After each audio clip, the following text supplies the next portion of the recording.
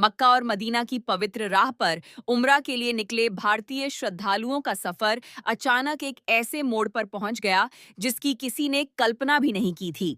रात गहरी थी, बस धीरे धीरे आगे बढ़ रही थी और ज्यादातर यात्री थकान की वजह से गहरी नींद में डूब चुके थे। लेकिन शोएब नाम का एक युवक बेचैन था। उसे समझ नहीं आ रहा था कि क्यों नींद नहीं आ रही। बार बार करवट बदलने के बाद उसने फैसला किया कि वह ड्राइवर के पास जाकर बैठ जाएगा। ड्राइवर और शोएब हल्की फुल्की बातें करते रहे। रास्ता अंधेरे में डूबा था और दूर दूर तक रोशनी दिखाई नहीं दे रही थी। माहौल एकदम शांत था, लेकिन इसी खामोशी में एक अनहोनी छुपी बैठी थी। अचानक बस जोर से झटकी और ड्राइवर ने देखा कि सामने एक बड़ा टैंकर खड़ा है। प्रतिक्रिया देने का मौका तक नहीं मिला। अगले ही पल बस सीधे टैंकर से जा टकराई। टक्कर इतनी भयानक थी कि कुछ सेकंड में आग फैल गई। शोएब और ड्राइवर जाग रहे थे, इसलिए वे तुरंत खिड़की खोलकर बाहर कूद गए। जैसे ही वे नीचे आए, बस पूरी तरह आग की लपटों में घिर गई। अंदर सो रहे लोगों के पास न भागने का समय था, न चिल्लाने का। तमाम यात्री कुछ ही पलों में आग का शिकार हो गए। शोएब दूर खड़ा बस को जलते हुए देखता रहा। उसकी आंखों के सामने उसका पूरा परिवार खत्म हो चुका था। हादसे की सूचना मिलते ही सऊदी प्रशासन मौके पर पहुंचा, लेकिन तब तक कुछ भी बचाने लायक नहीं था। भारत में यह खबर पहुंचने के बाद सबसे बड़ा सवाल उठा, क्या शव वापस लाए जाएंगे? परिवार रो रो कर गुहार लगाने लगे, लेकिन जवाब उम्मीद से भी ज्यादा दर्दनाक था। उम्रा और हज पर जाने वाले सभी यात्रियों से पहले ही एक सहमति पत्र भरवाया जाता है, जिसमें साफ लिखा होता है कि यात्रा के दौरान किसी भी कारण से मृत्यु होने पर दफन सऊदी में ही होगा। इसी वजह से शवों को भारत भेजना संभव नहीं होता। भारत ने कोशिशें की, अनुरोध भेजे, लेकिन सऊदी सरकार ने अपने नियमों में छूट नहीं दी। परिवारजनों के लिए यह सबसे बड़ी पीड़ा थी कि वे अपने प्रियजनों को आखिरी बार देख भी नहीं पाए। केवल दो दो लोग वहां जाकर जनाजे में शामिल हो सकेंगे, लेकिन शवों को हाथ लगाना भी मना है। अब सवाल यह है कि हादसा आखिर हुआ कैसे? ड्राइवर ने सड़क पर खड़े टैंकर को क्यों नहीं देखा?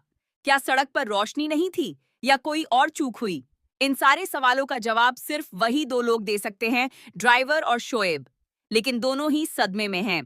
यह सिर्फ एक हादसा नहीं था, बल्कि एक कड़वा सबक था कि विदेशी यात्राओं के नियम, दस्तावेज और शर्तें कितनी गंभीर होती हैं और उन्हें समझना कितना आवश्यक है। मक्का और मदीना की पवित्र राह पर उम्रा के लिए निकले भारतीय श्रद्धालुओं का सफर अचानक एक ऐसे मोड़ पर पहुंच गया जिसकी किसी ने कल्पना भी नहीं की थी। रात गहरी थी, बस धीरे धीरे आगे बढ़ रही थी और ज्यादातर यात्री थकान की वजह से गहरी नींद में डूब चुके थे। लेकिन शोएब नाम का एक युवक बेचैन था। उसे समझ नहीं आ रहा था कि क्यों नींद नहीं आ रही। बार बार करवट बदलने के बाद उसने फैसला किया कि वह ड्राइवर के पास जाकर बैठ जाएगा। ड्राइवर और शोएब हल्की फुल्की बातें करते रहे। रास्ता अंधेरे में डूबा था और दूर दूर तक रोशनी दिखाई नहीं दे रही थी। माहौल एकदम शांत था, लेकिन इसी खामोशी में एक अनहोनी छुपी बैठी थी। अचानक बस जोर से झटकी और ड्राइवर ने देखा कि सामने एक बड़ा टैंकर खड़ा है। प्रतिक्रिया देने का मौका तक नहीं मिला। अगले ही पल बस सीधे टैंकर से जा टकराई। टक्कर इतनी भयानक थी कि कुछ सेकंड में आग फैल गई। शोएब और ड्राइवर जाग रहे थे, इसलिए वे तुरंत खिड़की खोलकर बाहर कूद गए। जैसे ही वे नीचे आए, बस पूरी तरह आग की लपटों में घिर गई। अंदर सो रहे लोगों के पास न भागने का समय था, न चिल्लाने का। तमाम यात्री कुछ ही पलों में आग का शिकार हो गए। शोएब दूर खड़ा बस को जलते हुए देखता रहा। उसकी आंखों के सामने उसका पूरा परिवार खत्म हो चुका था। हादसे की सूचना मिलते ही सऊदी प्रशासन मौके पर पहुंचा, लेकिन तब तक कुछ भी बचाने लायक नहीं था। भारत में यह खबर पहुंचने के बाद सबसे बड़ा सवाल उठा, क्या शव वापस लाए जाएंगे? परिवार रो रो कर गुहार लगाने लगे, लेकिन जवाब उम्मीद से भी ज्यादा दर्दनाक था। उम्रा और हज पर जाने वाले सभी यात्रियों से पहले ही एक सहमति पत्र भरवाया जाता है, जिसमें साफ लिखा होता है कि यात्रा के दौरान किसी भी कारण से मृत्यु होने पर दफन सऊदी में ही होगा। इसी वजह से शवों को भारत भेजना संभव नहीं होता। भारत ने कोशिशें की, अनुरोध भेजे, लेकिन सऊदी सरकार ने अपने नियमों में छूट नहीं दी।